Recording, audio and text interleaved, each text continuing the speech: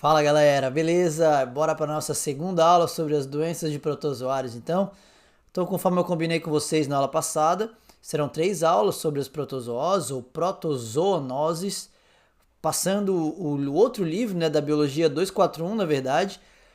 A divisão que eu fiz, ela vai tá meio bagunçadinha igual na primeira. Lembra que eu misturei alguns módulos, mas é pra gente encaixar isso aqui, fica uma distribuição mais legal. Agora a gente continua trabalhando com os dois livros ali, 15 e 16, uma doença do módulo 89 e uma doença do módulo 92. Beleza?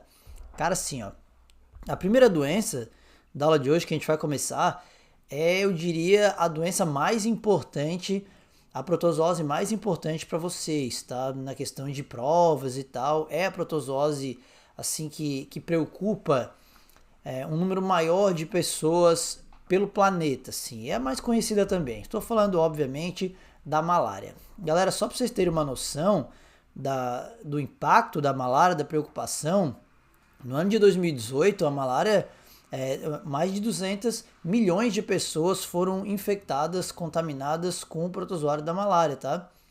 E um pouco mais de 400 mil pessoas acabaram morrendo. Então, olha só, cara, é muita gente, é muita gente. Só para vocês terem uma noção, nesse momento que eu estou gravando essa aula aqui, é em torno de 560 mil pessoas, se eu não me engano, morreram pela Covid-19.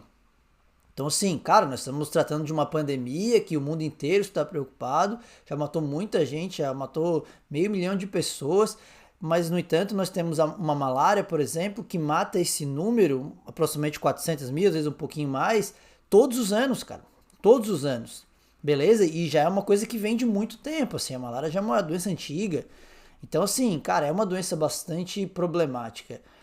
É que ela não é problemática no mundo todo, né? Então a gente já sabe, ela tá no rol daquelas doenças chamadas doenças negligenciadas. Beleza? Olha só, ela tá afetando essas regiões aqui em termos de mundo, né, de planeta Terra, e no Brasil temos algumas regiões conhecidas como regiões endêmicas para a malária. Beleza? Cara, loucura, né? Só uma curiosidade, o medicamento para tratar malária, depois a gente vai falar um pouco mais, mas é a cloroquina, cara. A cloroquina é medicamento para tratar malária, não Covid. E aqui essas partes mais escuras são os protozoários da malária que são resistentes já à cloroquina por causa disso, tá? Mas beleza, bora lá então, vamos falar um pouquinho sobre essa tal malária. Lembra que eu falei para vocês na aula passada? Para qualquer doença, as coisas mais importantes que vocês precisam se ligar é quem causa e como pega. Lembra disso? Quem causa e como pega. Então a gente precisa saber quem causa é o tal agente etiológico, como pega é a forma de transmissão. Então, a malária, ela tem vários outros nomes, tá? Impaludismo, maleita, cesão, febre palustre, febre terçã, febre quartã. Cara, tem várias doenças, tem vários nomes diferentes para a malária, mas todos esses nomes referem-se à mesma doença e cujos agentes etiológicos são protozoários. Cara, esses protozoários são protozoários esporozoários, são protozoários de um grupo onde todos são parasitas, tá? E eles, aqui no caso, não têm estruturas de locomoção. Eu sei que protozoário foi um assunto do primeiro ano, ali no material do Koch, mas só para vocês lembrarem de um pouquinho disso, tá? Então, o gênero Plasmodium, beleza? Protozoários do gênero Plasmodium. E aí tem algumas espécies. Aqui no Brasil nós temos basicamente essas 3 espécies aqui, ó. Plasmodium falciparum, Plasmodium malaria e Plasmodium vivax, beleza? Isso aqui são 2 formas de estágios de vida do plasmódio, vou até comentar um pouquinho sobre isso lá no ciclo de reprodução, mas assim, não é o mais importante. O mais importante está aqui, tá, galera? Sempre, Plasmodium é um agente etiológico da malária. Então a gente já sabe quem causa, agora só falta ver como pega. Ao contrário da doença de Chagas, por exemplo, que a gente viu na aula passada, que tinha várias formas de transmissão, cara, a malária vai ter uma principal forma de transmissão, que é a picada das fêmeas do mosquito Anopheles. Então, Anopheles é o gênero, beleza? Então, a malária é uma doença que precisa de um vetor. Então ela não tem contágio direto, uma pessoa tossindo, espirrando, gotícula de saliva vai passar para outra, não, ela precisa de um vetor, e esse vetor são as fêmeas do mosquito Anopheles, que você está vendo uma imagem aqui, que tem um nome popularmente chamado de mosquito prego. Por que mosquito prego, tá?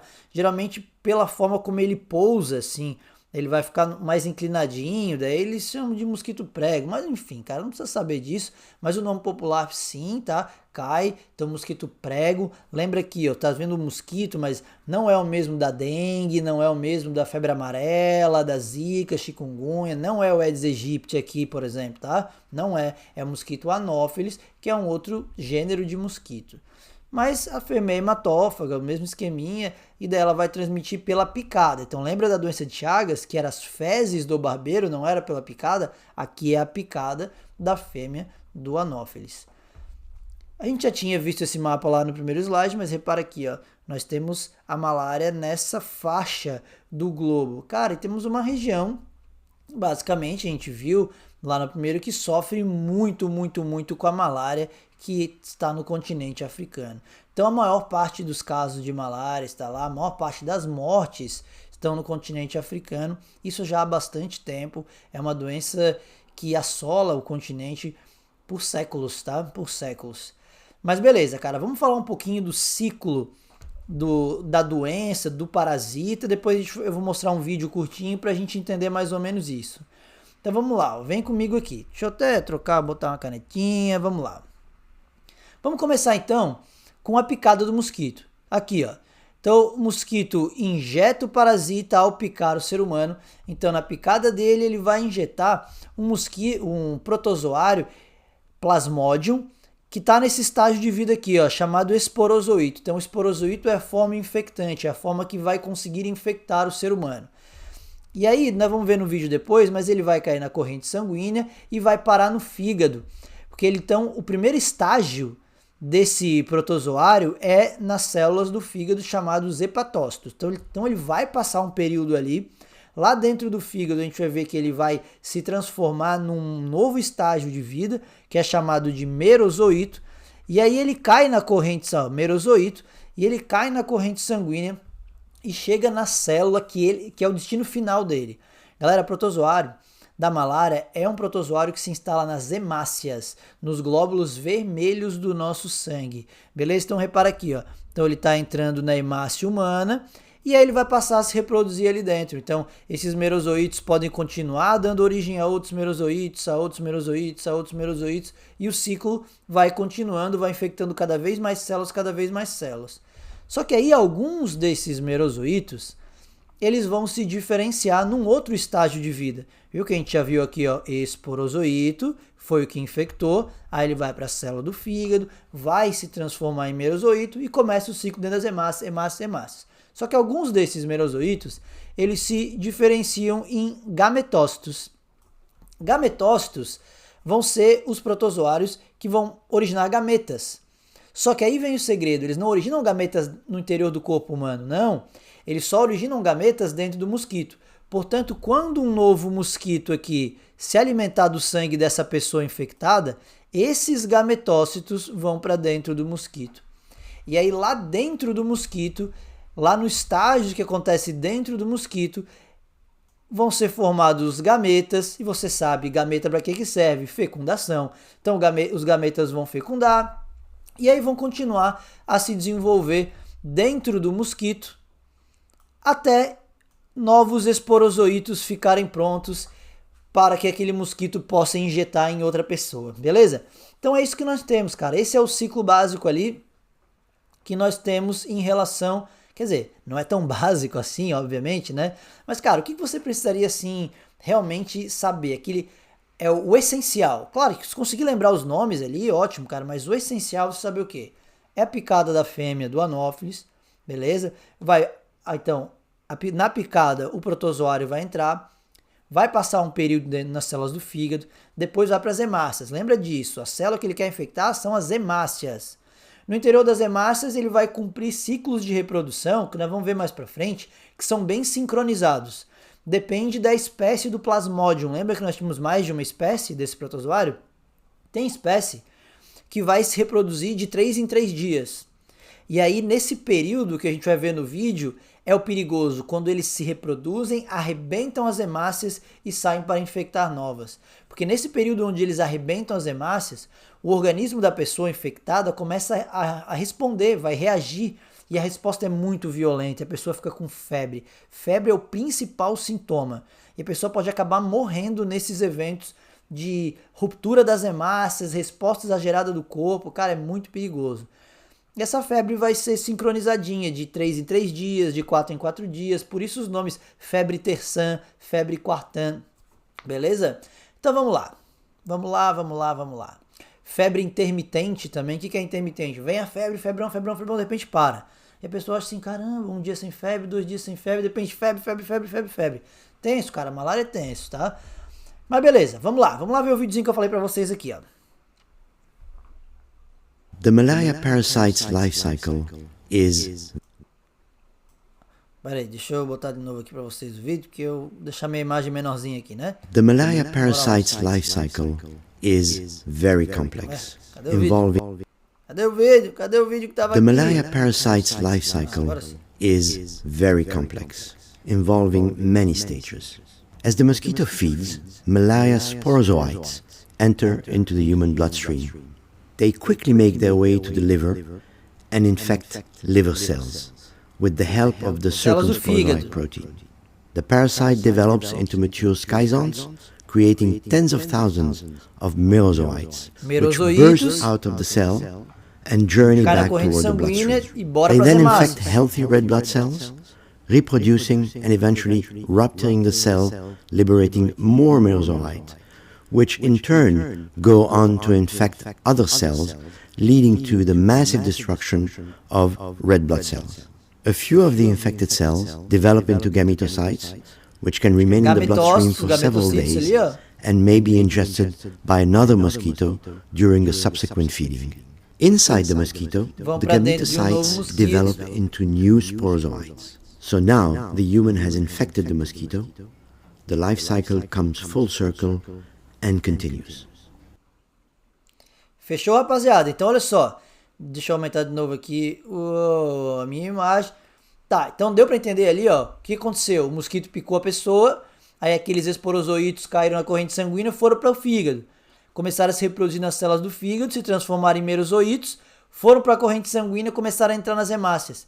E aí teve uma imagem bem legal que mostrou várias hemácias infectadas e arrebentando ao mesmo tempo. Foi o que eu falei para vocês, o ciclo de reprodução do parasita é sincronizado. Eles entram nas hemácias e aí até completar um ciclo de reprodução vai dar ali uns 2 dias, 3 dias, 4 dias, dependendo da espécie. E aí elas arrebentam as células e nesse momento onde arrebenta é que dá febre, aqueles sintomas mais fortes.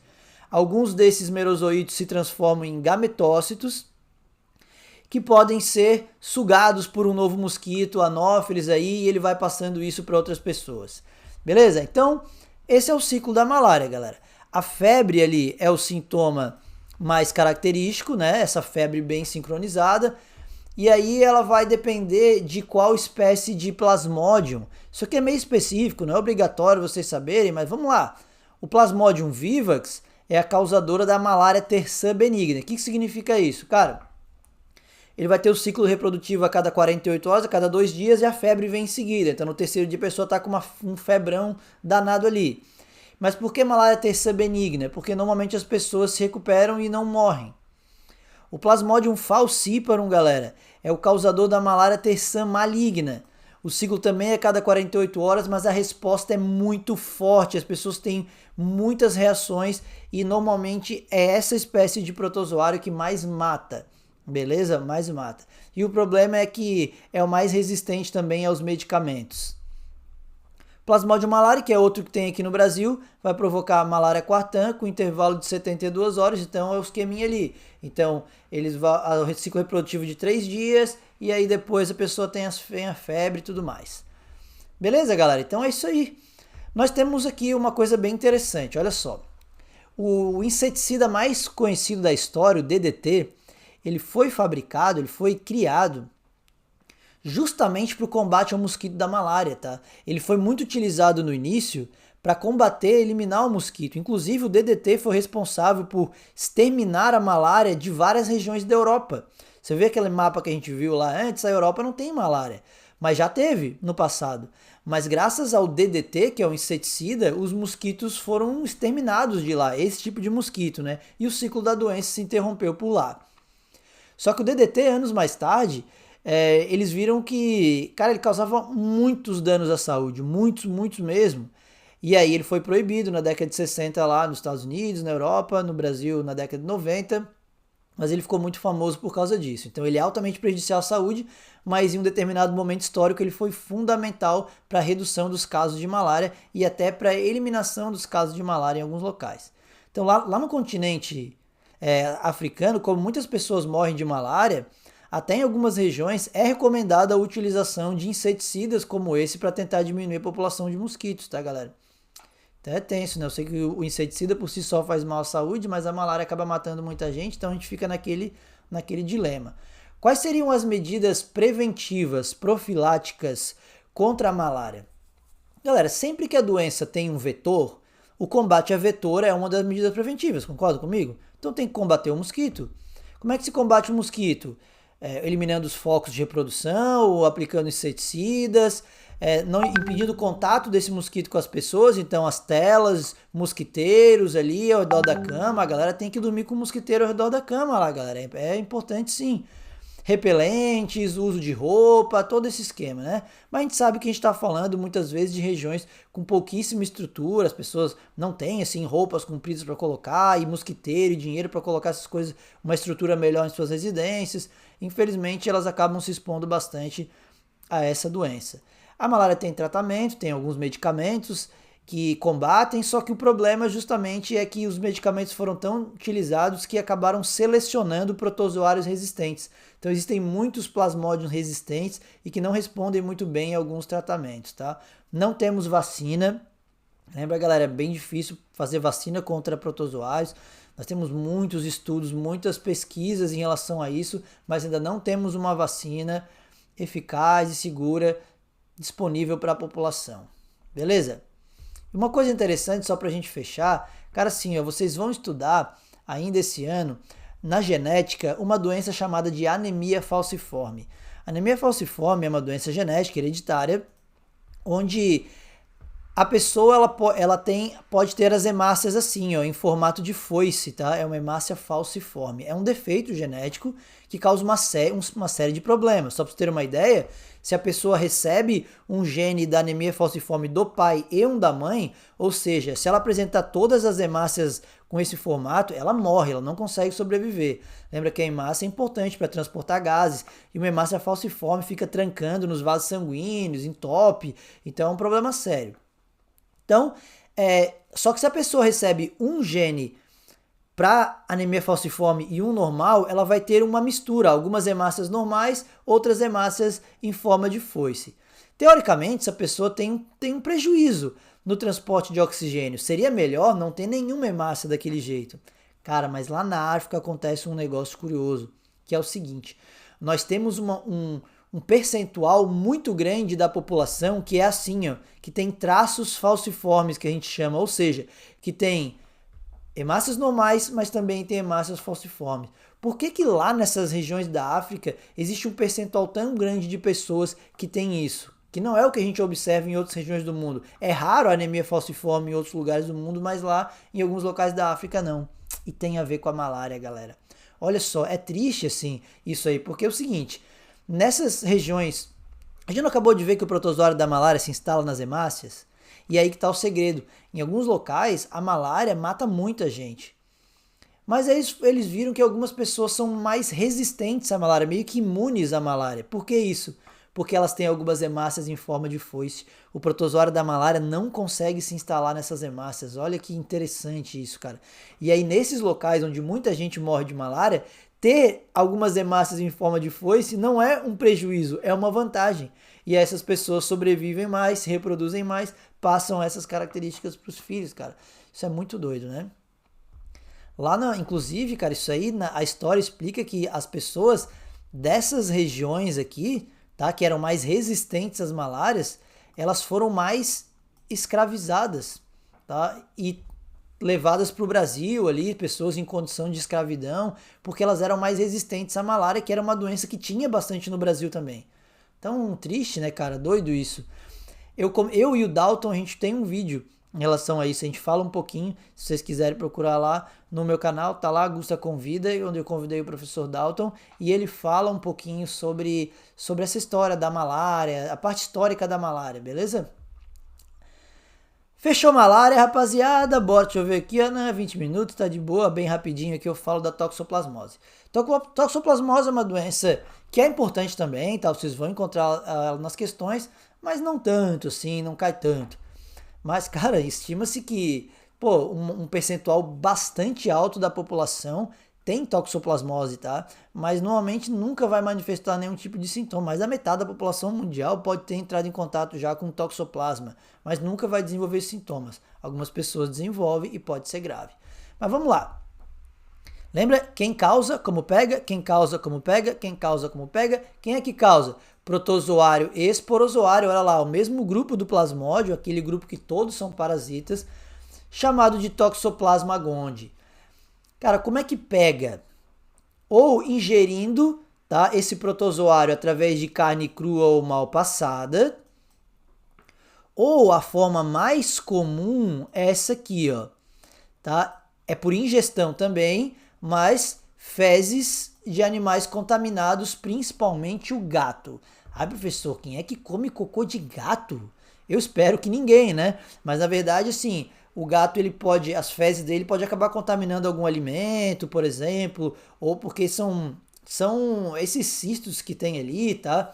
Eles são muito leves, então acontece que o gato pode passar por cima de tudo, né? Sabe que gato vai subindo em cima das coisas, às vezes pode encostar ali em algum alimento, a pessoa não tem higiene, ou vai limpar a caixinha de areia e depois não lava a mão, então pode acontecer. Geralmente toxoplasmose vai ser associada aos gatos nas questões, tá? Então fique atento a isso. Existe também a transmissão congênita, a gente vai falar daqui a pouco. Transmissão congênita é da mãe para o feto durante a gestação. O protozoário, portanto, atravessa a chamada barreira placentária e vai se instalar no feto, e aí é gravíssimo, cara. Aí pode ter uma série de prejuízos, daqui a pouco a gente fala um pouquinho mais sobre essa forma. Mas beleza. Como que o gato se contamina, tá? Se o teu gato ele fica o tempo inteiro dentro de casa, nunca saiu, ele é um gato de casa do apartamento ali, beleza, ele não vai ter esse risco ou se expor a isso. Mas normalmente aquele gato que sai um pouquinho pra rua e volta e tal, ele pode acabar ingerindo esse protozoário, esses cistos, na carne de algum animal. Pode ser um rato, por exemplo. Geralmente é isso, tá? Ele vai morder um rato ali, vai ingerir um pouquinho e vai acabar se contaminando. E aí, o gato, ele é o hospedeiro definitivo ali. O que seria isso? Cara, o ser humano ali, tá? O ser humano, nesse ciclo, ele é um hospedeiro acidental, cara. Por isso que muitas vezes nem tem sintoma, porque assim, nem era o protozoário nem quer entrar dentro do ser humano, ele quer o gato é o hospedeiro definitivo, é lá que ele vai se reproduzir, ter a reprodução sexuada dele, lá dentro do gato. Mas tudo bem, se o gato estiver contaminado, ele pode liberar cistos nas fezes, e aí esse cisto pode ser ingerido por algum outro animal que seria contaminado por isso. Que tipo de animal?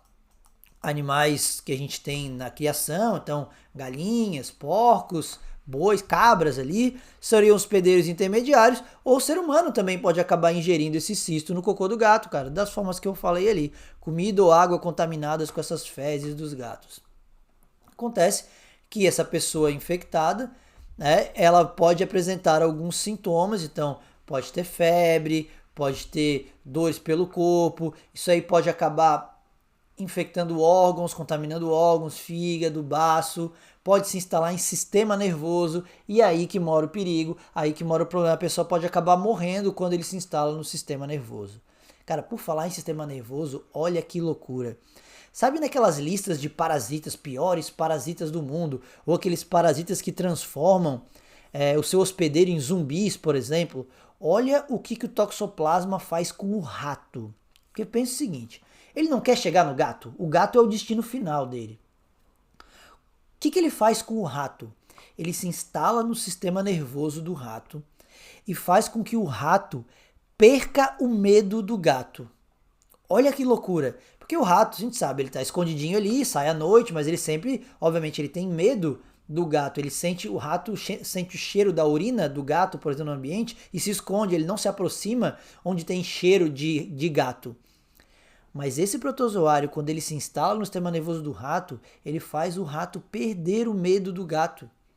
Ele faz o rato sentir o cheiro do gato e ir naquela direção. Sair, mas não só sair escondidinho, sair um pouco à luz do dia também, ele modifica o comportamento do rato para que esse rato seja mais facilmente comido por um gato, porque ele quer chegar dentro do gato. Olha só que loucura o que esse toxoplasma faz.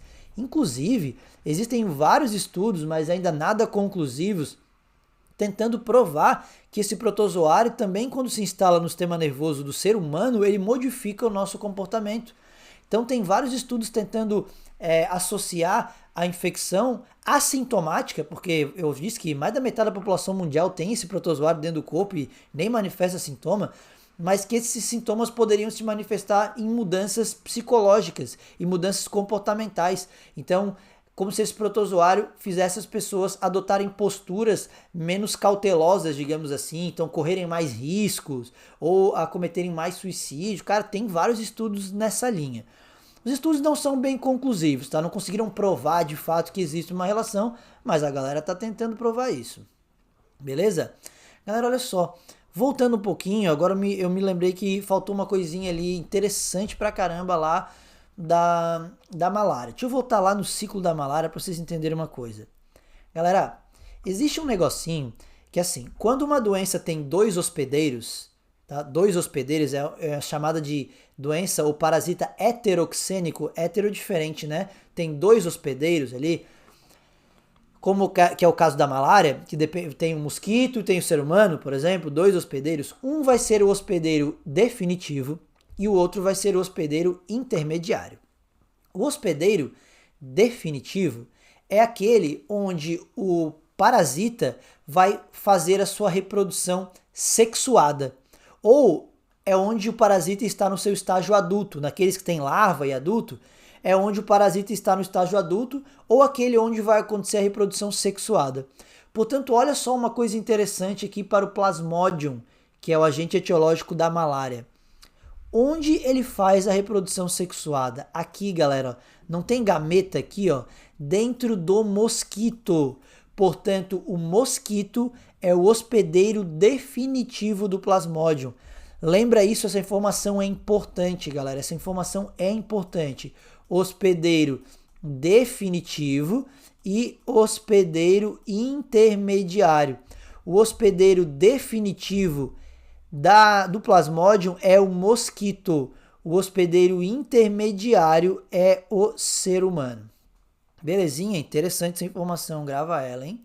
E aí na toxoplasmose, então a gente viu ali como é que pega e tal. Só para vocês se ligarem, na transmissão congênita ela é bastante grave. Normalmente um dos principais sintomas quando esse toxoplasma atravessa a barreira placentária é provocar lesões no sistema nervoso central, se instala no sistema nervoso e principalmente também na retina. Então a pessoa, se não morre ali, não tem um aborto espontâneo, ela vai nascer com problema de visão, com cegueira. Beleza, galera? Então é isso. Fechou? Temos as duas doenças dessa aula de protozooses 2. Lembrando que vocês podem fazer aquelas questões do módulo 90, são todas sobre malária, e aquelas questões do módulo 92 são todas sobre toxoplasmose. Lá no Estudos você também encontra uma lista de exercícios, listinha pequena, aula 14, Biologia, Gustavo, Protozooses 2. Valeu, galera, eu espero que vocês tenham entendido aqui um pouquinho mais sobre essas duas doenças. Lembrando que na semana que vem temos a nossa terceira aula sobre protozooses, a aula que encerra as doenças causadas por protozoários. Valeu, galera! Mais uma vez foi um prazer estar aqui com vocês, agora de forma gravada, não mais ao vivo, mas espero vocês nos nossos plantões para que a gente possa interagir um pouco mais por lá. Valeu, abraço e até a próxima aula.